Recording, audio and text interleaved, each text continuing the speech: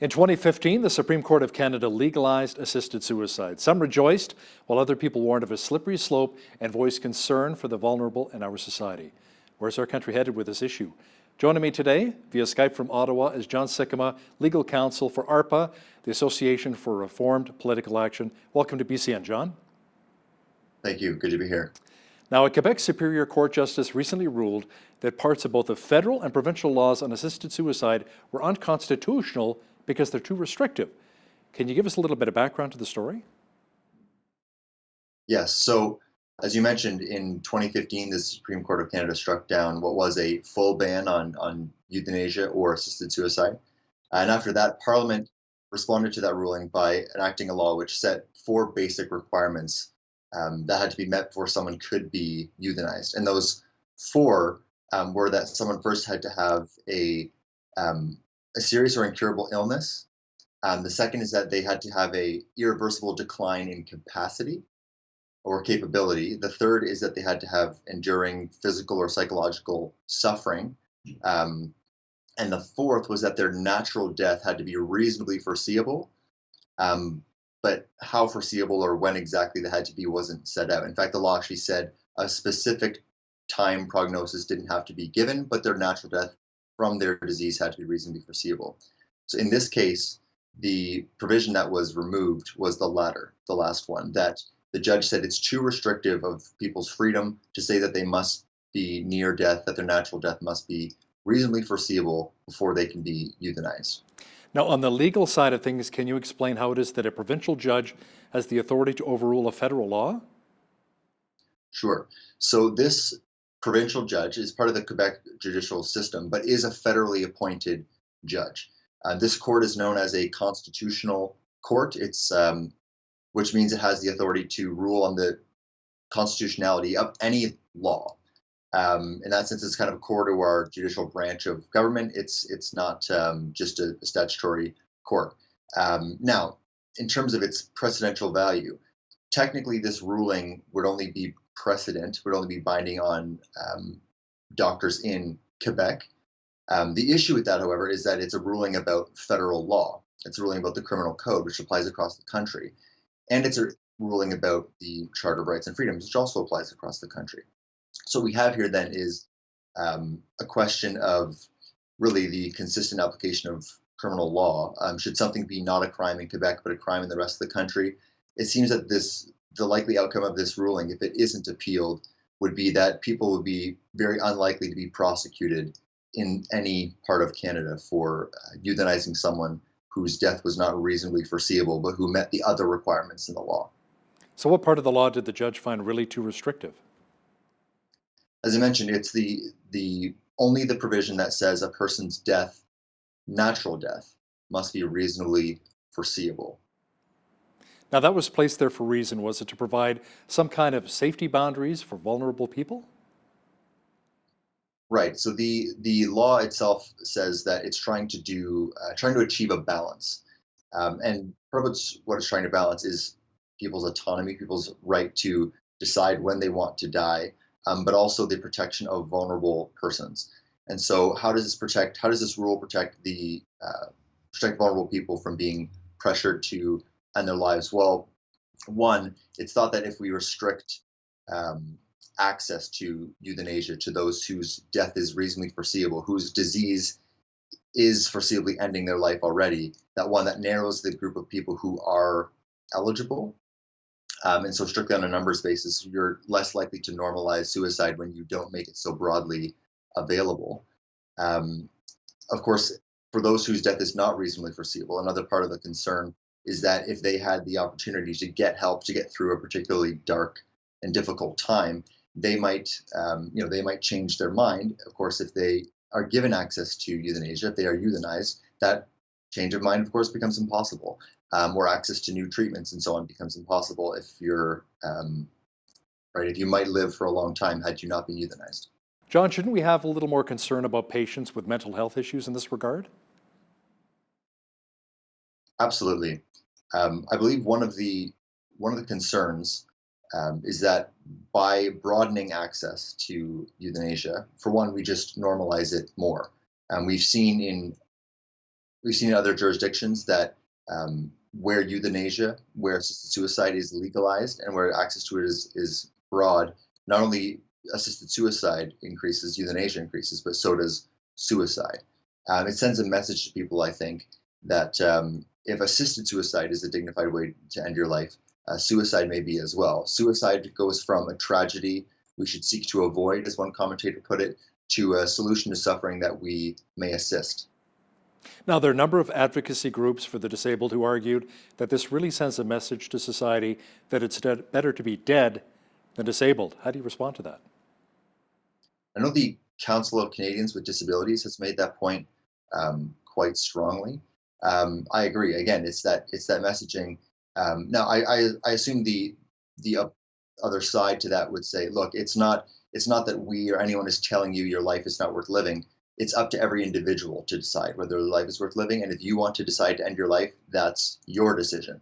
But of course, when the law explicitly permits and pays for with tax dollars, physicians ending people's lives. The strong implicit message there, I think, is that while it may be your decision, both the medical profession and the government agree with your self-assessment that your life is no longer worth living, and that sends quite a message. You know, we seem to have a bit of, mixed message going on in our society. On one hand, you have, talking about sponsoring suicide prevention, and then on the other hand, encouraging a legalized suicide. That's right. I know one Liberal MP during the debate on Bill C-14 opposed the bill, opposed legalizing euthanasia just for this reason. He said growing up in Attawapiskat and seeing some of the difficulties there, he thought, if some older people that he knew had decided that it just wasn't worth it anymore to try to go on in life, that he might have made the same decision as a young person who was struggling with thoughts of suicidality. And he was concerned with what message are we sending as a society to those who are struggling, to those who are disabled. And that implicit message is definitely one that disabilities rights groups are very concerned with. What are we seeing in other countries around the world where assisted suicide has been legalized for a long period of time already?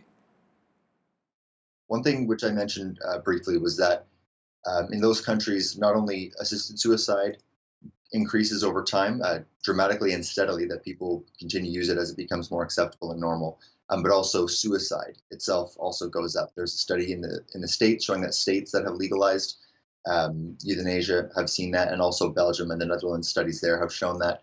But another thing that we've seen in the Netherlands and in Belgium is not only the steady increase in numbers of people who are euthanized, but also the percentage of requests that are granted. So when someone asks their doctor to euthanize them, it used to be that the doctor initially would respond to or say yes to a lower percentage of those requests. That has gone up as doctors basically get used to doing so. And access has broadened as well, both through legal changes, but also through just unofficial changes where the medical culture gets used to it, and doctors kind of flirt with the edges of the law and sometimes outright violate it because they, as this gets normalized and as it's much more common, that it's much easier to get away with it. And prosecution is quite unlikely except in the clearest of cases. Being a preteen or teenager is tough at the best of times. I mean, we've got school pressures, home life, a lot of anxiety, peer pressure. Where's our judicial system in our society when it comes to assisted suicide for kids? Technically, it's still illegal, and the Truchon decision does not change that. However, it is remarkable if you think about the fact that in Carter, which kind of started this whole change in our law, Carter involved a plaintiff who had ALS, a severe neurodegenerative disease, who was nearing the end of life. The lower court in that case said the doctor could only euthanize her when she was very close to dying.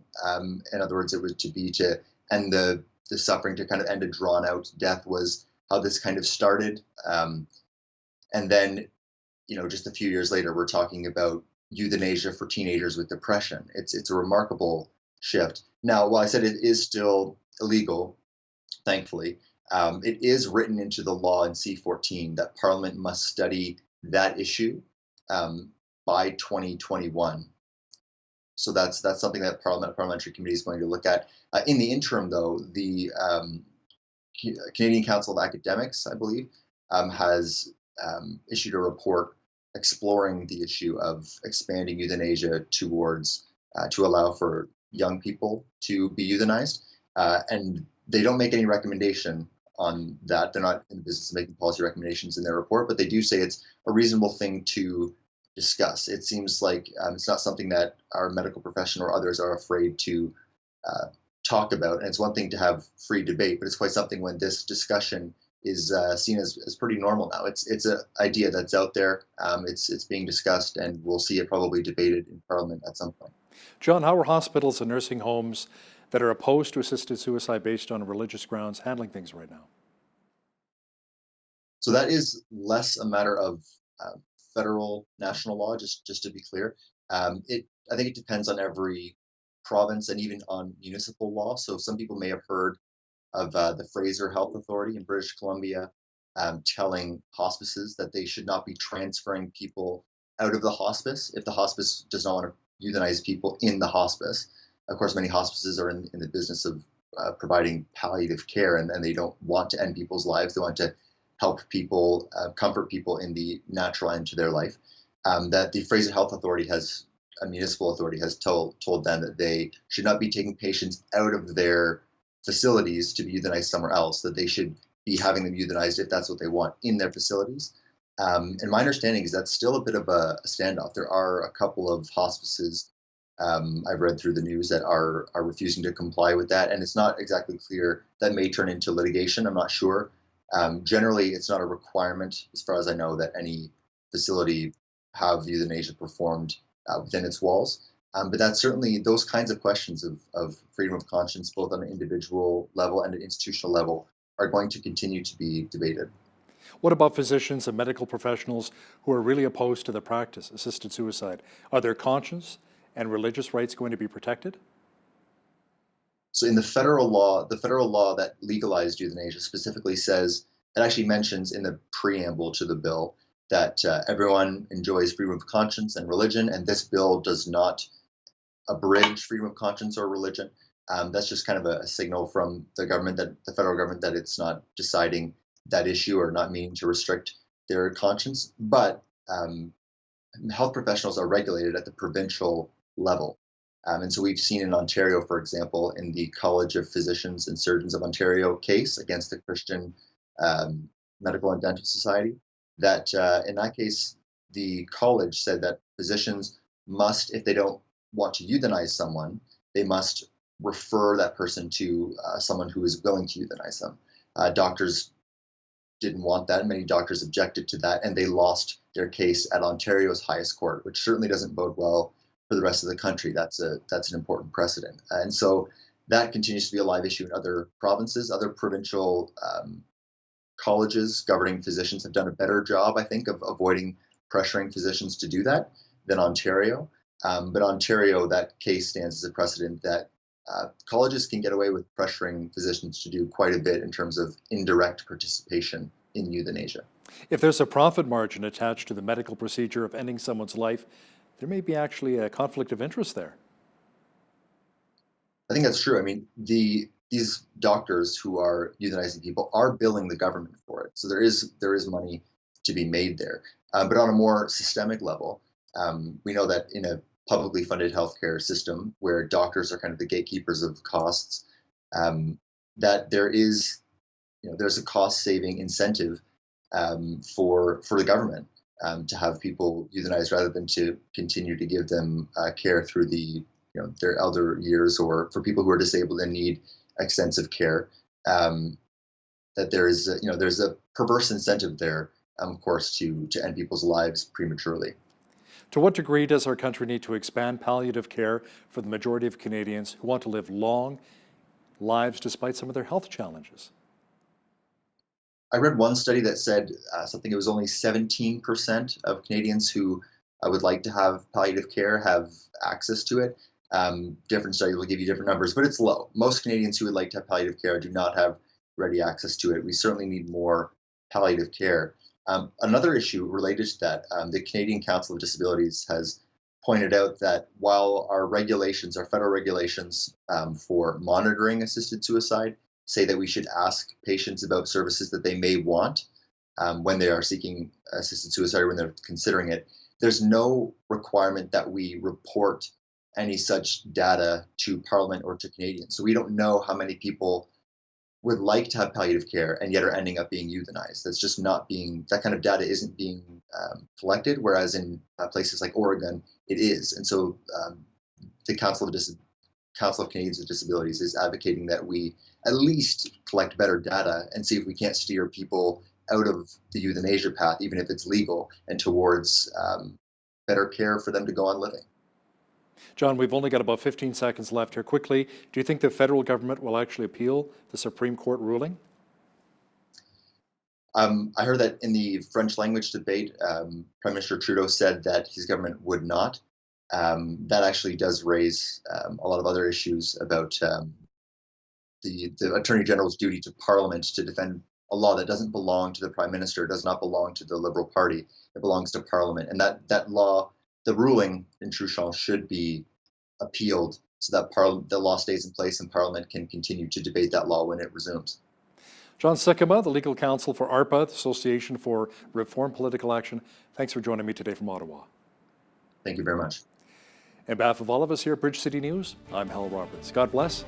Thanks so much for watching.